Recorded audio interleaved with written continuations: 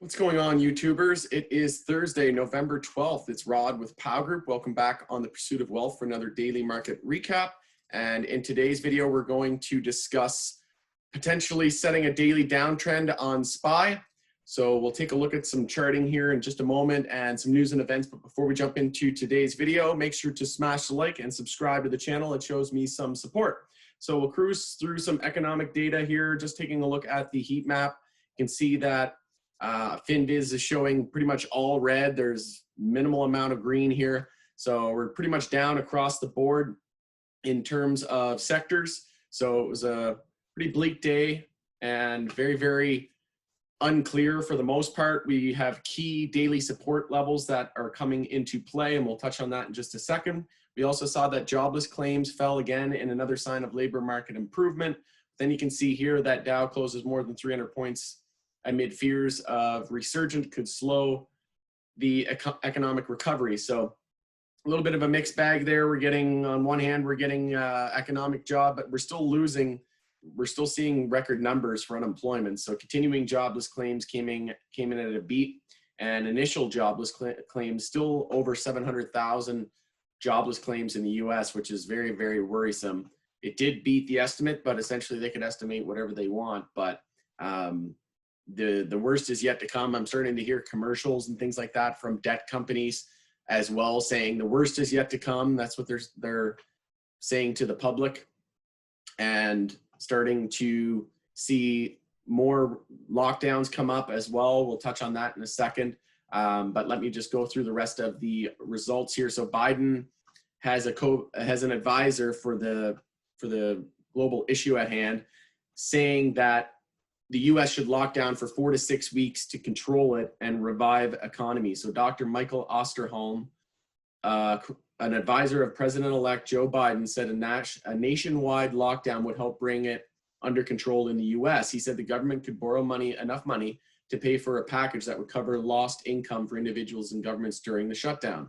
We could really watch ourselves cruising into the availability into the second quarter of next year. But if you look at Sweden, they have gotten the situation under control without a second lockdown. I personally don't think we need another lockdown, but at this point, just do what you're going to do. Either do it or don't do it. Stop talking about it. Decide to or decide not to, or specifically look at single out demographics. So the elderly or the baby boomers, make them priority for isolating, and then let the rest of the world decide.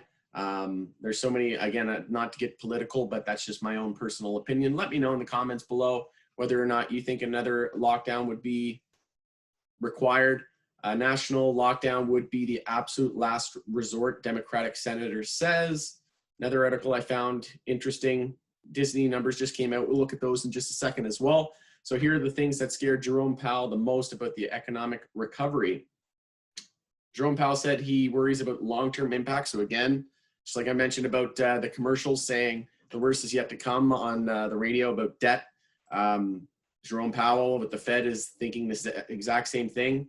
Specifically, he cited women out of work involuntarily, children whose education is suffering, and small business owners who have lost generations of intellectual capital. Speaking at European Central Bank from Thursday, he said, we're not going back to the same economy. So very bleak outlook from the Fed. Check that out, that article out on your own time for more info. So the American public can't wait 2 more months for a new stimulus deal, Ohio senator says. Obviously, you know, that's going to be very controversial for the next few months and weeks. I don't think they're going to pass it, especially with a second and third wave coming. Why pass one now and they might just have to do it again, or another lockdown? It just wouldn't make any sense in my opinion. That's why I think they're delaying it, but they're using it as a way to move the market, make people react to it so that they can manipulate the market like they always do. Trump administration readies crackdown on U.S. investments in Chinese firms, say sources. So the Trump administration plans to unveil an executive order to prohibit U.S. investments in Chinese firms that Washington says are owned or controlled by the Chinese military, according to 3 sources familiar with the matter. The order, which would impact some China's biggest companies, including telecom firms, China Mobile, and surveillance equipment maker Hikvision, could be released as soon as Thursday. So We'll see if there's any retaliatory measures there or anything of note. Disney shares rise after reported 73 million Disney Plus subscribers. Losses not as drastic as expected. So keeping an eye on that. DoorDash, Roblox, Wish, and Airbnb all expected to go public before the end of the year. Found that interesting. So let's take a look at Disney's numbers. So we were expecting 14 billion in revenue and EPS of 73, positive 73 cents. Let's do a refresh, see if there's anything on that. Nothing yet. So let's take a look. So loss per share, 20 cents versus 71 cents expected. So that is a miss. And revenue was 14.71 billion versus 14.2. So it came in at a beat. So revenue, slight beat, and loss per share, decent miss there. But as we saw, they had 73 million plus Disney Plus subscribers. So stock is up after hours. Let's just take a quick peek at the chart here.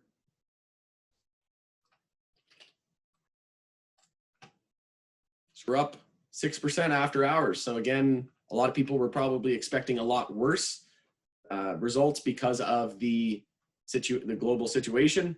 But because of Disney Plus and their streaming service, that really saved the day for them.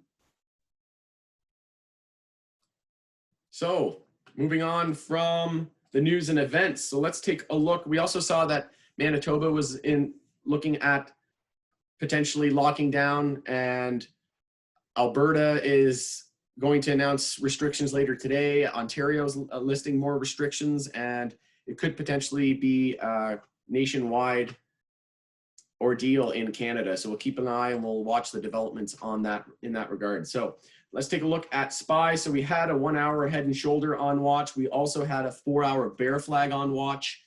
We continue to see rotation into the tech sector today. So let's take a look at SPY.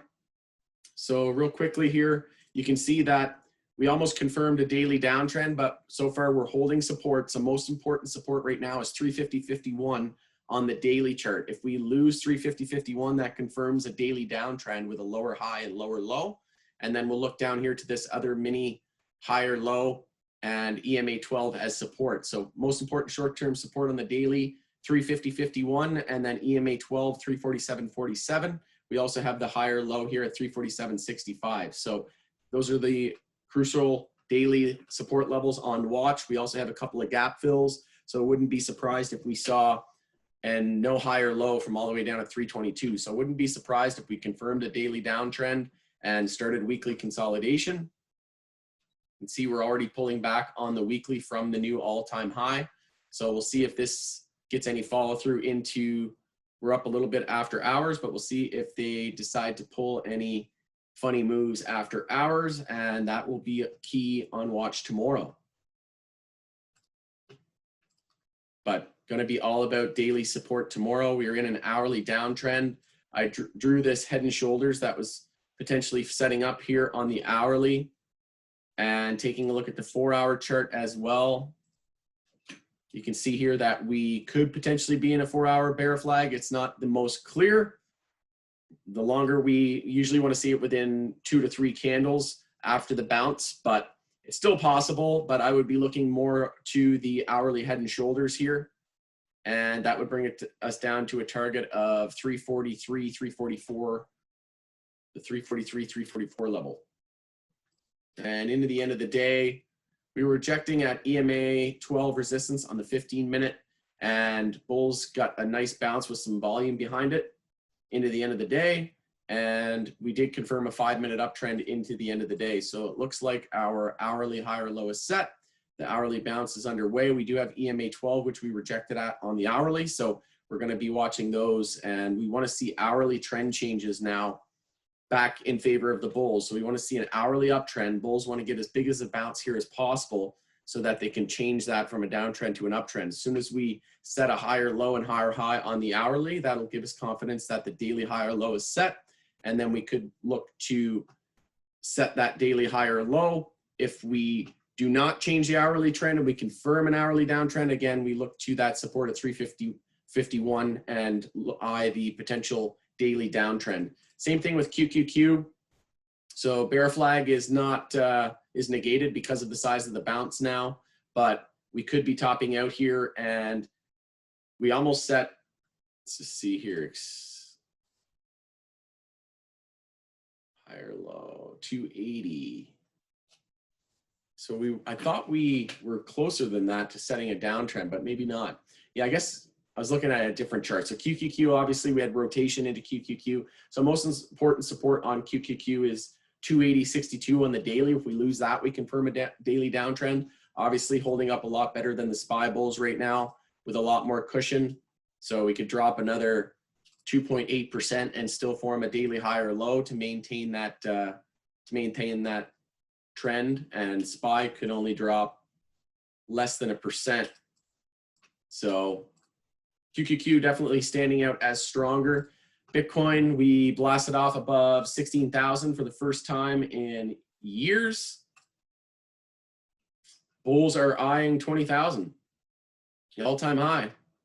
So congrats to the bulls. We are getting overbought territory on the monthly, so that's notable. We're extremely overbought on the weekly, touching 80 on the daily. We are seeing some bearish RSI divergence trending to newer highs, with the RSI trending with lower lows and lower highs. So that is notable. Keep an eye on EMA 12. It's been holding on the daily for quite some time back in October. So that'll be notable once that is lost. Hourly uptrend could be a potential hourly ascending triangle as well. And we are in a 5-minute uptrend. So bulls in full control of the BTC chart. Let's take a look at the dollar. So dollar had a inside bar on the day today. We saw a decent bounce as well, but then we went into a 5-minute EQ afterwards. So low, high, higher, low, lower, high, higher, low, double bottom essentially here, lower high, and we'll look to this range here, but getting extremely tight on the dollar. So we'll be looking at something around these lines. So we did have a little bit of a bear break there without much follow through. So keeping an eye on this equilibrium overnight tonight. Let's take a look at IWM on the daily. I'm just going to cruise through these charts. IWM did confirm an hourly or a daily downtrend, so that's notable. IWM's been extremely strong here as well, after blasting off to new highs, new all-time highs, straight into a daily downtrend. Is that the all-time high? 170, no it is not. Actually, yes it is. 178.10 is the all-time high, and let's just see when we hit that. That was today. Nope. That was on November 9th. So that was an all-time high. So straight out of an all-time high into a daily downtrend. Mind you, we didn't see very much follow through. So we'll zoom out to the weekly. We do have a gap in the chart here as well, but I would say that it's starting to look a little bearish. We did have a little bit of a lower wick there into the end of the day, but wouldn't be surprised if we filled that gap, tested EMA 12 support down here at the 165.42. But like I said, once we lost the low of 169.33, we had a low of 168.34. That confirmed a daily downtrend, but like to see a little bit more follow through on that. And we are seeing increasing volume here and the RSI trending down as well. All right, so moving on, let's take a look at SMH, as that has been very strong, a very strong sector. So the semiconductor sector.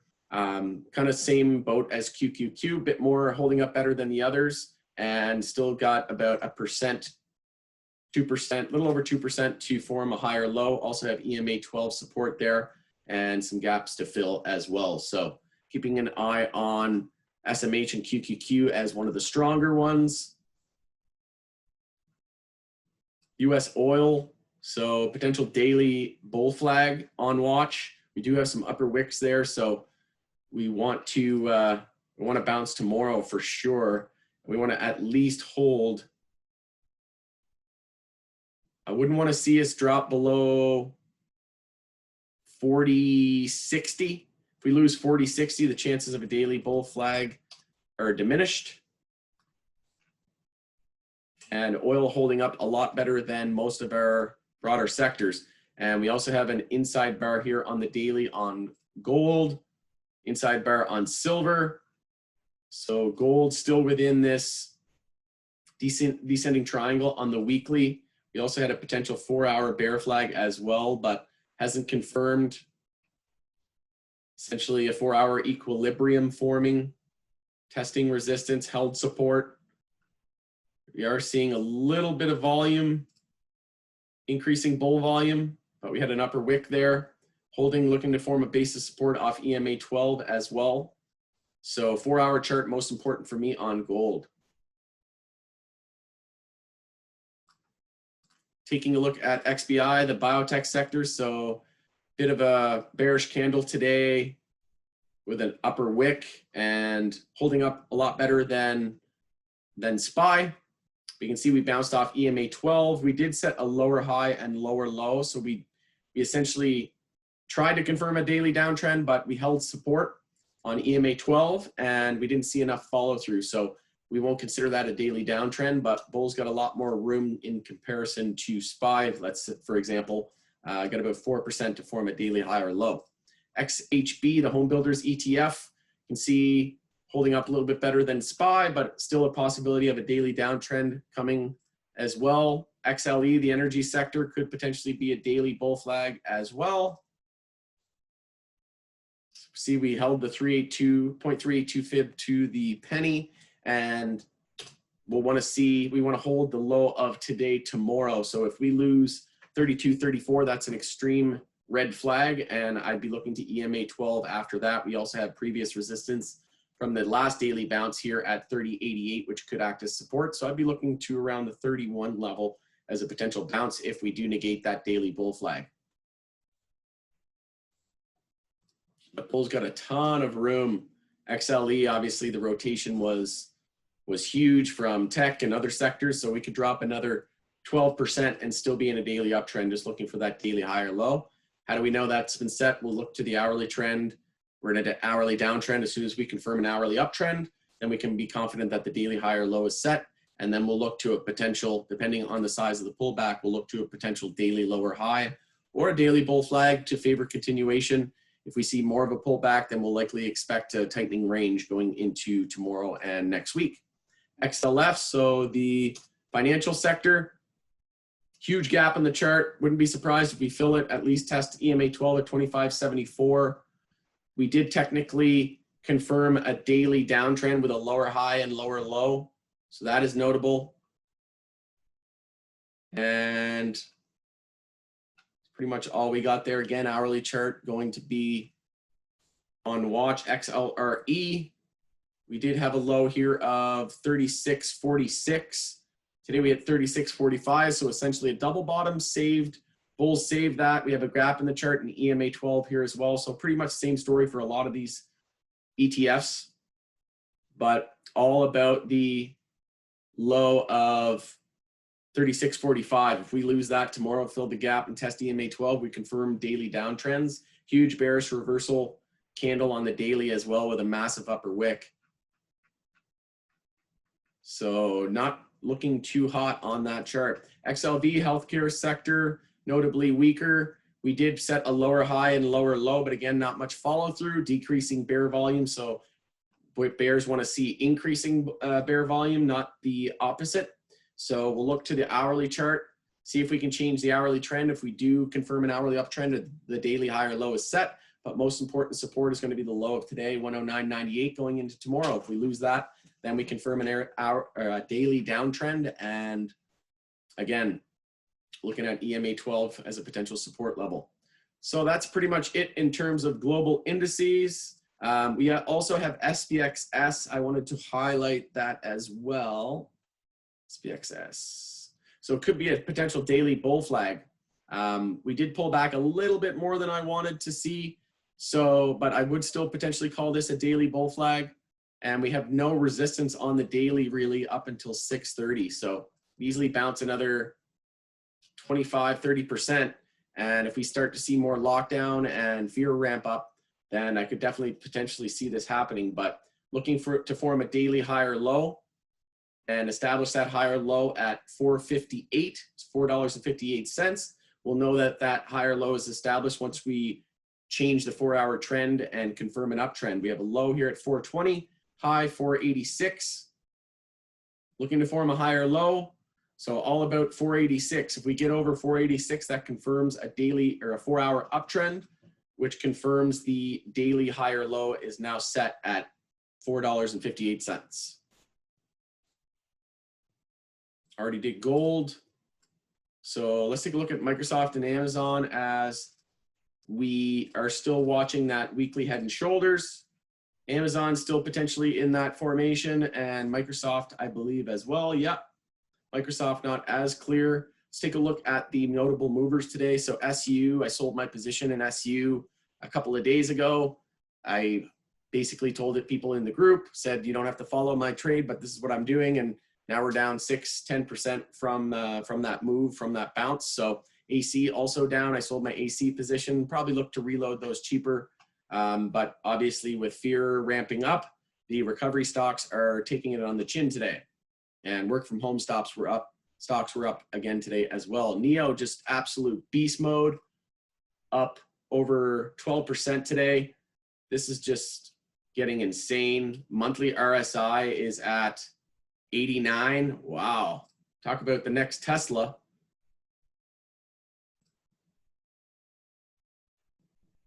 Just a cool 4,100% from September or from October. So from a year ago, you would have 4,000%. Wow. Absolutely incredible. But with that being said, monthly RSI at 90 almost. Weekly RSI at 90.31. Daily RSI at 80.34. We are forming some bearish RSI divergence here, breaking to new highs, but not setting new highs on the RSI. We are trending down here from the recent high in July. Not the end of the world, but we did have increasing bull volume today as well, and earnings coming up on the 17th as per TradingView. So that's going to likely dictate whether or not we see a pullback or whether or not we see continuation. But we are in blue sky breakout, so wouldn't be fighting these bulls. We're holding the EMA 12 on the weekly. On the monthly, still well above the daily, holding EMA 12 as well. So if we lose EMA 12 on the daily, that'll be notable. We also have support down here at 38.11. So lose 38.11 and we'll look for another daily high or low, but most important support in the short term. If we lose that, we also lose EMA 12, and that's going to be a huge red flag. Hourly chart, EMA 12 holding as well. But we are in a monthly uptrend. We haven't formed a monthly high or low since the March lows. So we could drop 100%, 95% almost, over 95%, and still be in a monthly uptrend. So not too late to take profits. I would highly encourage that you do soon. This is not going to end well when this pulls back. Weekly high or low, no real weekly high or low either, from all the way down at 211. It's just been straight rocket ship ever since. No clear pivot point or support level. We do, like I said, we do have that daily high or low down here, and then next support on the daily 25.46. So if I were you, I would certainly be de-risking into earnings if you are sitting in a lot of profit. But hourly uptrend, bulls are just in absolute full control of NEO right now. Uptrend on every time frame. Yeah, pretty much an uptrend on every single time frame. JMIA saw about a 5% bounce today. That's pretty much it. Apple struggling to get over 120. Again, I said I'm not interested in Apple unless it gets over 130 or breaks below 100. I'll be interested long if it breaks 130. I'll be interested short if it breaks 100. Keeping it simple. Tesla, bearish as well. Closed down $1.29 when NEO's blasting off. That's a red flag. I think money's rotating out of Tesla into NEO, just polishing off that last bit of hype and euphoria. But I'm bearish the EV space, and there's going to be a nasty sell-off whenever this decides to play out. But Amazon down a little under 1% today, looking to recover from that brutal sell-off that we had on the EU antitrust charges. But we do have a daily uptrend here on watch as well, and could potentially be topping out at EMA 12, all about support at 3,019 and 3,000 psychological. We lose 3,000 psychological. In my opinion, I would confirm that a daily downtrend. And that's pretty much it. I think that's all I have for you guys. So in summary, we're going to be eyeing the economic developments that are out there. We're going to be looking at potential lockdowns across Canada, the US, other nations. So we'll continue to check back in. Right now, the markets are very, very hard to trade. So if you're not an experienced trader, don't worry about it. It happens. But I would strongly encourage that you just use stop losses, establish game plans. Now is not the time to get complacent, and things can change in a hurry. Look how quickly things changed in the last couple of days from the all-time highs that are being set at the beginning of the week. So just stay on high alert. Don't get complacent. Make sure you develop a game plan. We'll see you tomorrow for another daily market recap. Thanks again for joining us on the Pursuit of Wealth. Take care. Have a great night.